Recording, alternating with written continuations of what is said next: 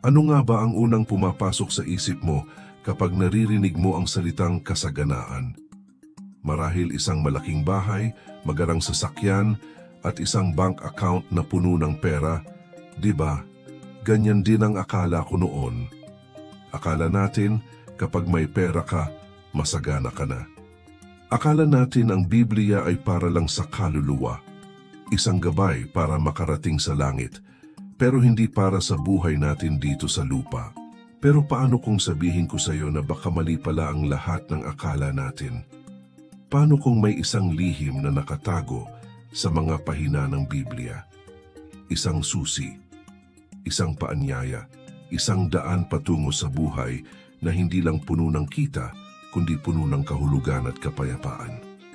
Ito ang kwento ng kasaganaan na marahil ay hindi mo pa naririnig. Hindi ito tungkol sa kung gaano karami ang ari-arian mo, kundi kung gaano kalalim ang kapayapaan sa puso mo.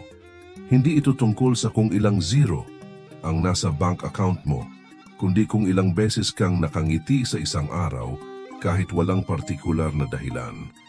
At higit sa lahat, hindi ito tungkol sa kung gaano ka kabisi, kundi kung gaano ka kabuo bilang isang tao. Alam mo, ang tunay na kasaganaan ay hindi lang para sa sermon tuwing linggo. Ito ay praktikal. Ito ay pang-araw-araw, pang-buhay, pang-puso, pang-relasyon, pang-pananaw, pang-paglalakbay natin sa mundong ito. At saan ba nagsisimula ang lahat ng ito? Dito sa ating isipan. Kung paano ka mag-isip, ganun ka rin tatanggap ng biyaya. Kung ang tingin mo sa kasaganaan ay pera lang, malamang pera lang ang hahabulin mo at darating sa iyo. Pero kung bubuksan mo ang isip mo at makita na ang kasaganaan ay ang kabuuan ng isang magandang buhay, mas malawak ang pintong bubuksan ng Diyos para sa mga pagpapala. Isipin mo ito, lahat ng meron tayo, hindi talaga natin pag-aari. Ipinagkatiwala lang sa atin, regalo. At kapag naintindihan mo ng lubos ang konseptong yan, magbabago ang lahat. Magbabago ang paraan ng paghawak mo sa pera at magbabago rin ang paraan ng pagbibigay mo. Hindi ka na magbibigay dahil kailangan, kundi dahil gusto mo. Hindi dahil may sobra, kundi dahil may puso ka para tumulong. Dahil ang katotohanan ay ito, ang taong mapagbigay ay hindi kailanman nauubusan. Ang nagtatanim ay tiyak na aani. At ang umaani ay hindi lang yumayaman sa material na bagay, kundi lumalalim din ang kanyang pagkatao at relasyon sa Diyos. Sa ikapu, sa mga handog, sa simpleng pagtulong sa kapwa, may binhi kang itinatanim. At sa tamang panahon, may aanihin ka. Tandaan, hindi ito laging pera. Minsan ang ani ay kapayapaan ng isip. Minsan ito ay kagalingan mula sa karamdaman. Minsan mga nasirang relasyon na naayos at minsan mga oportunidad na hindi mo inaasahan pero biglang dumating. Palaging may balik dahil ang Diyos ay tapat at hindi niya kinakalimutan ang mga nagtitiwala sa Kanya. Pero teka muna, hindi lang siya ang gumagalaw, kailangan din nating kumilos. Dahil ang pananampalataya na walang kasamang gawa ay walang saysay. Hindi sapat na sabihin lang natin, Lord, ikaw na po ang bahala.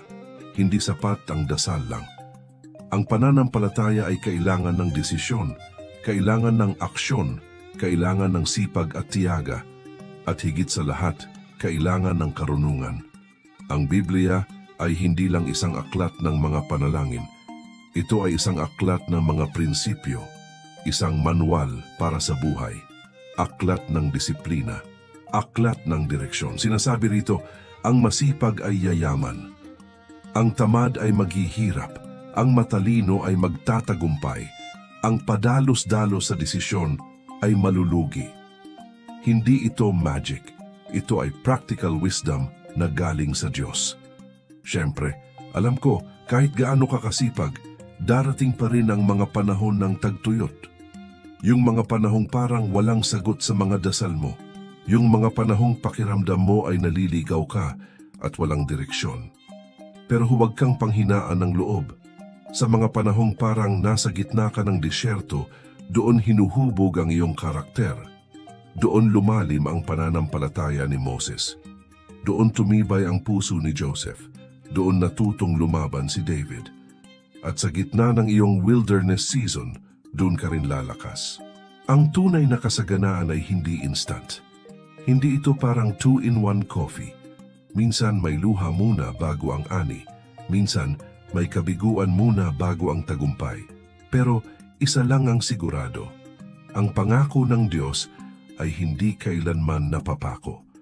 Ang proseso ay maaaring masakit, pero ang bunga nito ay laging matamis at sulit. Kaya ang pag-uusapan natin ay hindi lang tungkol sa pag-iipon ng kayamanan para sa sarili. Ito ay tungkol sa paglilingkod, sa pagbibigay ng halaga sa ibang tao. Ito ay tungkol sa pag-abot sa kapayapaang hindi kayang bilhin ng anumang halaga. At tungkol ito sa pag-iwan ng isang pamana.